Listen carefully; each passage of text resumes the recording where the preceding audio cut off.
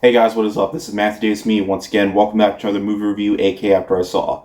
I know it is kind of weird that I'm reviewing this movie before Indiana Jones, but that's just because I got to see this movie early. So, anyways, today I'm going to be reviewing Gillman Teenage Kraken. This is DreamWorks' latest film, and just like the title suggests, it follows a young teenage Kraken named Ruby Gillman who is trying to live her life as a normal, everyday person. And she wants to ask her crush to the prom.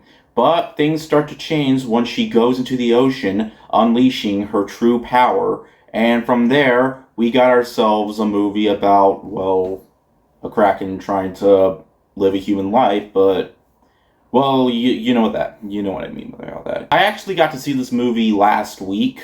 I didn't want to review it until it got closer to when its full release was going to be out. Also, I wanted to wait till more people were talking about this movie, and a few people were, so I think it's safe to say I'm able to bring my review out. DreamWorks' last two movies were great. Like, shockingly, Puss in Boots 2 was one of DreamWorks' new best movies ever. I consider that like one of the top 5 best that they've ever made. And The Bad Guys, I thought was really unique too, not just with its animation style, but its storyline too. I had a lot of fun with both films. I can definitely say I do not think this movie is as good as either one of those films, but I can say it's not bad. It's not the type of movie that I feel like is going to win everyone over. I feel like kids are definitely going to enjoy it a lot more than audiences or, the adult audiences. And needless to say, I feel like there is definitely not as much as originality to this film as I feel like there should be. In terms of what I do like about the film, I do think that Ruby Gillman herself is likable enough, though I feel like she's the only memorable character out of the entire thing because I do not remember anyone else's name in the movie. But I'm never going to forget the main character's name because obviously it's in the title of the film. And one of the things that the movie is also going for is that there is this mermaid named Chelsea, though no one actually knows that she's a mermaid until halfway through the movie. And mermaids are actually supposed to be the bad guys. Like, they're like selfish and they're mean, but Krakens are actually the nice guys. So I feel like they could have handled this concept just a little bit better, making it a bit more smarter. I just feel like the movie just feels a little bit like, I don't know how to put it, a little too safe in terms of its concept.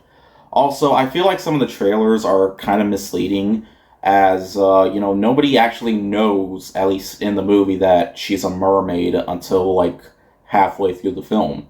And no one actually knows that mermaids are actually bad guys till, like, halfway through the film. Also, this might be a spoiler, so I'm just going to warn you guys. Something happens later down the line. They team up to get this thing in order to bring peace to the ocean. But I was all like, yeah, I knew exactly where this is headed. This is not going to end well at all. So, yeah, I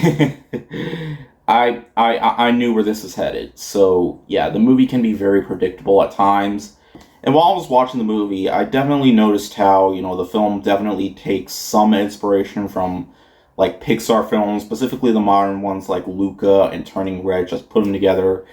It's like if it were those films just made by DreamWorks. And I can't really say that the humor was, unfunny. I mean, there are some chuckle moments here and there, but kids are definitely going to laugh more than parents will. Parents, I feel like, will be just completely fine seeing this with their kid. I mean, it's only 90 minutes long, and that's a very generous 90 minutes, and the movie never really drags on, as it's actually quite fast. Like, it does move pretty quickly, so it honestly feels like it's using up half of its runtime, so I will say that. And the animation is still really good. Definitely not as good as, the artistic, uniqueness of Puss in Boots' Last Wish or Bad Guys, as I was kind of hoping that they would do a lot more of that, and they might, but they're still just keeping their basic animation style, and it doesn't bother me. I mean, it still looks really nice, especially with the underwater sequences. They look absolutely outstanding. My biggest problem with this whole thing is just the story. Its concept really could have been handled a little bit better and a little bit stronger, because when Puss in Boots' Last Wish did its concept, it did it excellently and very smartly. I wouldn't necessarily call this a smart film. In fact, the movie itself, when you look at it, does look rather stupid. But hey, I wouldn't say that this is a movie that's just flat out dumb. Like, it doesn't treat the child audience like they're complete idiots. It does have some meaningful stuff in it, and it does have emotion to it, though not the type of emotion where you're immediately going to tear up. Like, all I can say is that it's a safe kids film. It's a basic one with a premise that could have been handled better and could have been used a little bit more smartly, but needless to say, I can't really say I had a bad time with the film. In fact, I had a fine time with the film. In the end, guys, Ruby Gillman might not be like the next DreamWorks classic or anything like that. It's definitely not on the lines of Puss in Boots' Last Wish or Bad Guys, not even How to Train Your Dragon. It's a basic kids film that knows exactly what it's trying to do for the child audience. Kids will appreciate it a lot more than parents will. Parents might have some enjoyment.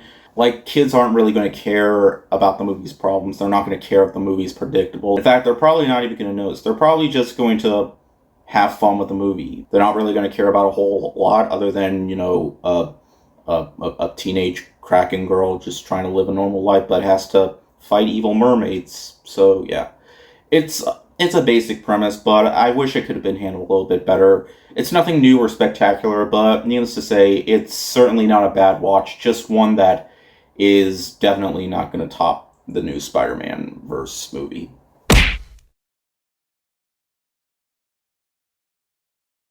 Of course, I'm going to be seeing Indiana Jones. I'm just reviewing this first because I saw it first. So yeah, but anyways, thank you guys so much for watching, and I'll see you guys later. We're out.